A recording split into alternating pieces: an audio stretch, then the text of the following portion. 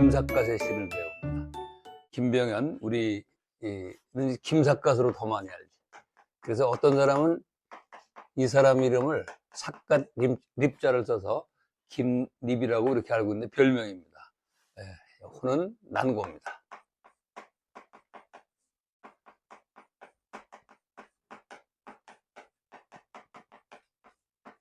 난초 난자에 언덕고자. 김삿갓은 여러분이 잘 아시는 대로 원래 김익순의 손자입니다. 김익순은 홍경래 난 때 홍경래 그 반란군한테 점령을 술 먹다가 졸다가 점령을 당해가지고 탄핵된 사람입니다. 그래가지고 삼족을 멸한다 이래가지고 이제 그 김병현의 김삿갓의 어머니가 그 어린 형제를 데리고 산속으로 숨어 들어와서 살았죠. 그래서 그 자기 신분을 노출시키지 않고 지내다가 과거 시험을 보러 갔는데 그때 시제가 마치 그 김익순을 탄하는 그게 시제가 나왔습니다.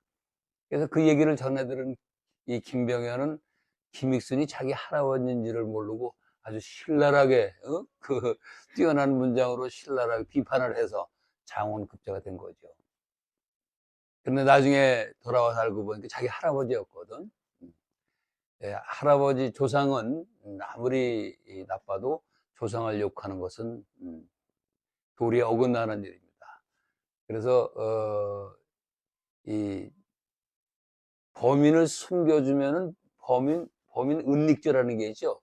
또 어떤 것을 고하지 않은 불고지죄라는 것도 있는데 부모에게는 해당이 안 됩니다. 자기 부모는 숨겨줘도 그거는 법보다도 천륜이 더 앞선다는 법감정이죠. 그래서 괜찮은 건데 그런데도 불구하고 자기 할아버지를 손자가 욕을 해댔으니 이거는 하늘을 쳐다볼 수가 없는 입장이 된 것이죠. 그래서 벼슬을 버리고 하늘을 볼 수가 없다고 해서 삿갓을 쓰고 전국을 유람하면서 일생을 주유하다가 전라도에서 죽어가지고 나중에 아들이 묘를 지금 어디죠? 뭐 영월 거기다가 묘를 썼습니다. 파란만장한 생을 살았지만 그 생이 오히려 지금 김병현의 그 주옥 같은 시를 남기는 계기가 된 것입니다. 세상 일은 꼭 안 된 일이 안 된 잘못된 것만은 아닙니다. 오히려 더 좋은 결과를 낼 수도 있다. 만약에 그때 김병현이 평범한 관리였다면 이런 해학적이고 그 사회 풍자적인 그런 시를 남기기가 어려웠을 겁니다. 오늘 배우는 시도 그 중에 하나입니다. 설경이죠. 눈 오는 경치니까 눈이 내리네 이러면 제목이 되겠지요. 비례 첩첩 삼춘첩 이호 답거성성 유월와라 한장불거 다원설 하며 취옥이류 갱진배라 비례편편 삼춘접이요 답거성성 유월와라 한장불거 다원설하며 취혹이류 갱진배라. 자, 날빛자입니다. 날빛자 글자 생긴 게 복잡하죠? 자, 쓰는 순서 한번 같이 보겠습니다. 자, 이쪽에 우측에 날개, 새 날개입니다. 이걸 먼저 그리고 그 다음에 이 몸통에 해당되는 이쪽을 먼저 그려줘야 됩니다. 써주고 왼쪽을 삐쳐서 다시 아랫날개를 삐쳐서 이렇게 쓰면 됩니다. 그러니까 이 순서가 어려운 게 요걸 먼저 쓴다는 게 포인트야. 요걸 먼저 쓰면 나머지는 해결이 됩니다. 비례 날라서 오다 이렇게 됩니다. 여기서 편 성성 그랬죠.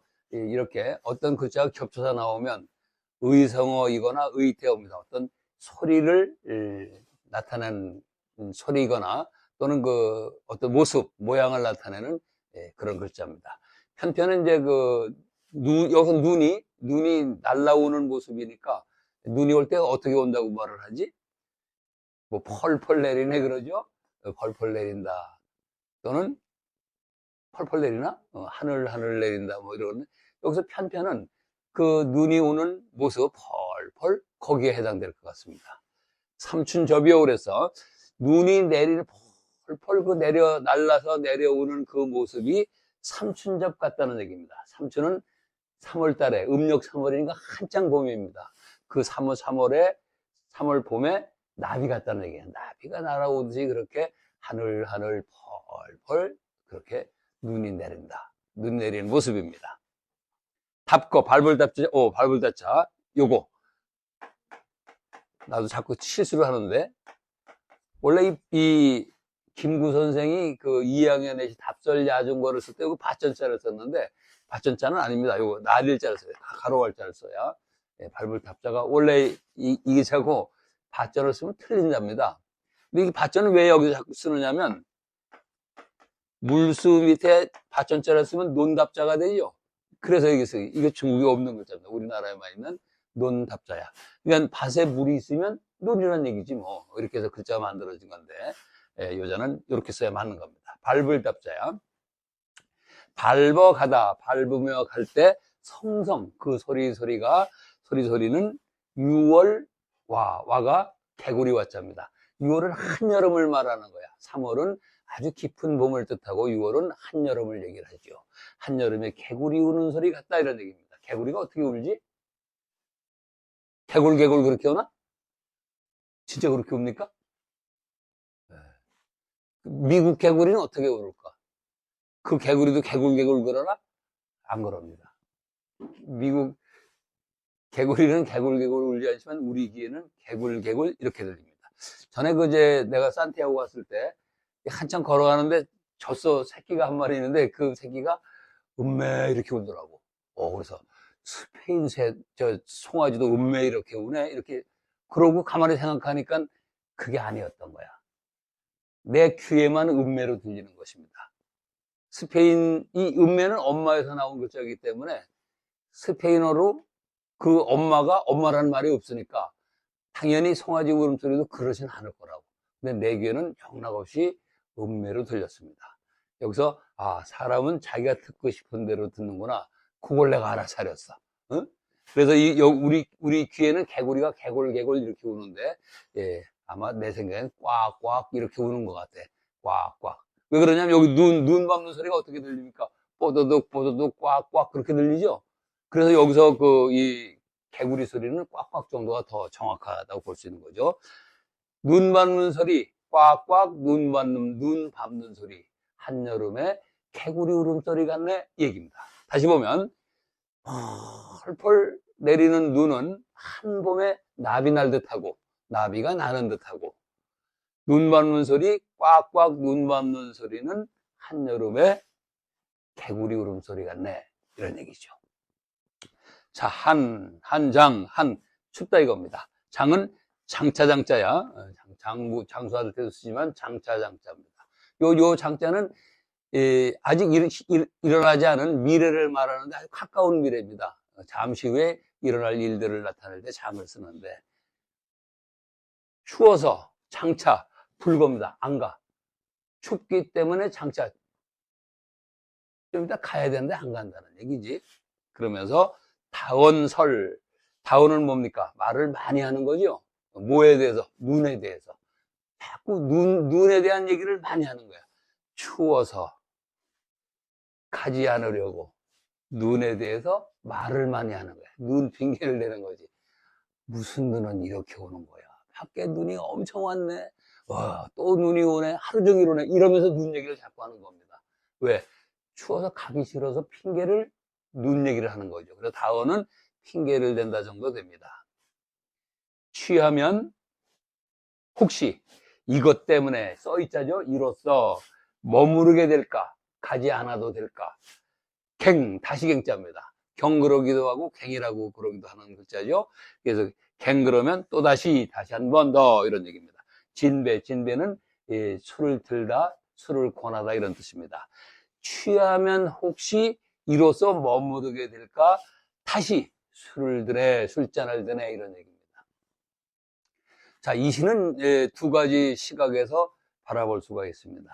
지금 이 김병현의 입장에서 보면 이 밖에 지금 눈이 많이 펄펄 내리는 모습은 눈이 많이 오는 모습은 첫 번째, 두 번째 꿀에서 표현이 됐죠? 김병현의 심사합니다. 밖이 추운 거야. 가기가 싫은 거지. 근데 이 사람은 나그네라 사실 가야 돼. 남의 집에 그 자는 것도 갈 수 있으면 가야 되는 건데 추워서 가기가 싫어가지고 자꾸 눈 얘기를 하는 겁니다. 김병현이가 그러는 거야. 아, 어째 이렇게 눈을 하염없이 내리나. 아마 1m는 왔을 거야. 어쩌고저쩌고 하면서 눈 얘기를 자꾸 대고 혹시 취한 사람은 보내는 게 얘기가 아니잖아. 그래서 술도 취했는데 자고 가지 이럴까봐 취하면 혹시 이로써 머무를 수 있을까? 또다시 한 잔을 더 드네. 한 잔 더 마시는 거지. 김병현의 입장에서는 그런데요. 이 주인 입장에서 한번 봅시다. 주인은 이 나그네를 보내고 싶지 않은 겁니다. 그래서 이 추워서 가지 말라고 자꾸 눈 얘기를 하는 건 마찬가지입니다. 주인이 얘기를 하면서 혹시 취하면 머물러 줄까? 나그네가 가지 않고 우리 집에 머무를까?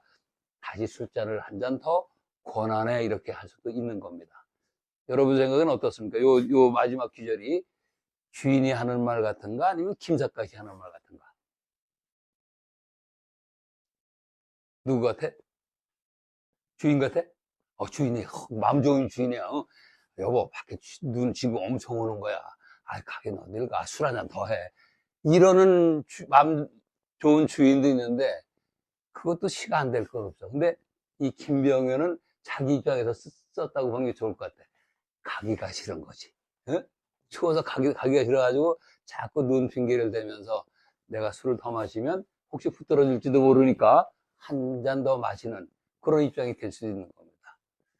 예, 맘씨 좋은 주인 입장이 될 수도 있지만 여기서는 김병현의 그 나그네가 뭉기적거리는 한번 뭐라 그래 뭉기적거리는 그런 내용이 더 시가 재밌는 것 같은 느낌이 들어서 나는 이 시를 김병현의 입장에서 새기겠습니다. 그래서 추워서 가기 싫어가지고 자꾸 눈 핑계를 대며 취하면 붙잡을까? 가지 말라고 붙잡을까? 또 한 잔을 마시네. 이렇게 해석을 하겠습니다. 자, 정리하죠. 눈이 펄펄 내리는 모습은 눈이 펄펄 눈이 내리는 모습. 한 봄의 봄날의 나비 같고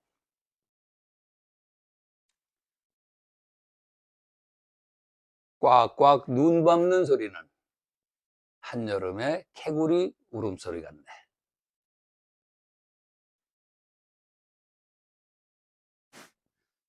추워 가지 않으려고 눈 핑계를 대며